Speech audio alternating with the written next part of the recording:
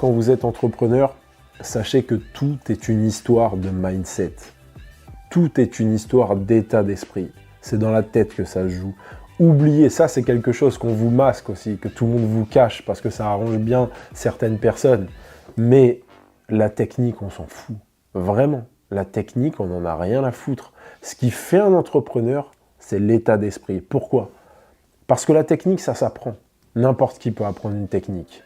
Parce que la technique, ça se fait déléguer à des sous-fifres. On peut prendre des sous-fifres. C'est-à-dire que tu vas prendre le mec qui est content d'enfiler un costard ou qui est content d'être un petit chef dans ta boîte, tu vas le placer et il va être content de déballer sa science à tout le monde, etc. Ou il va apporter des compétences, j'exagère le trait volontairement, il y a des gens qui sont très bien en manager, etc.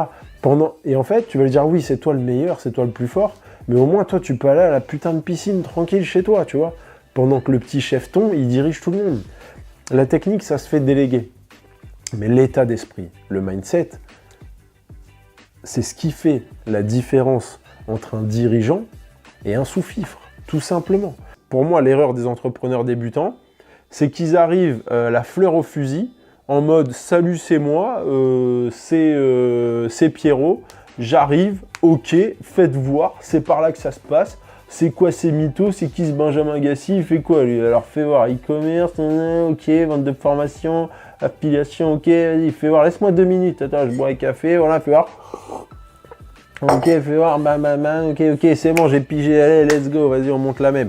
2 mois plus tard, il est sur son ordi, les yeux qui saignent, et il est obligé de dire « Oh, ça marche pas, c'est de la merde, de toute façon, c'est un truc de branleur, travailler sur l'ordinateur, patati patata, donc moi, ça m'intéresse pas, et patati et patata, et va sur les Discord, et fait des mèmes, et fait des mèmes, fait des gifs, et ferme ta gueule, pendant que nous, on fait de l'oseille, tu comprends pas?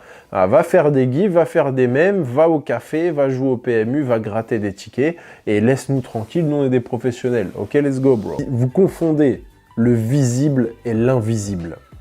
Alors que l'invisible est le plus puissant. Je vais m'expliquer, vous inquiétez pas. Et je vais faire une généralité avant. Vous savez, dans la vie, comme on dit, de l'ombre naît la lumière. Donc n'ayez pas peur du noir. N'ayez pas peur de l'ombre. N'ayez pas peur quand ça s'assombrit. Puisque c'est de l'ombre que naît la lumière. C'est de l'invisible que naît le visible. Comment est-ce qu'on a fabriqué un ordinateur? C'est sorti de la pensée d'un homme. C'est sorti, comment est-ce qu'on a fabriqué ce socle? Comment est-ce qu'on a fabriqué le stylo? C'est sorti de la pensée d'un homme qui s'est dit « Ah, si on pouvait laisser une trace d'encre sur la feuille, ça créerait un stylo. » Peut-être qu'il s'est amusé avec des pierres au début, du charbon, etc. Et qui s'est dit bah, « On voit bien que le crayon, c'est un peu inspiré du charbon. Je ne connais pas l'histoire du crayon gris, mais il faudrait checker. » On voit bien que ça a été inspiré. Donc, c'est de sa pensée que c'est parti.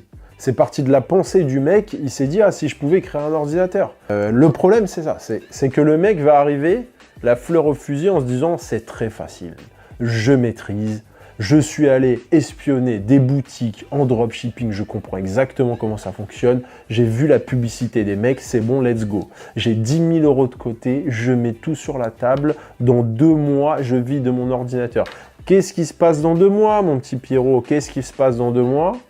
Il se passe que tu es reparti avec une plume dans le cul, que tu es reparti tout nu, mon Pierrot. Il se passe que Mark Zuckerberg vient de te prendre 10K, tranquille, sans bouger, en automatique. Tout simplement. Donc pour moi, Mark Zuckerberg, Facebook Ads, c'est un peu comme les casinos par touche. Pour moi, ils font le même métier.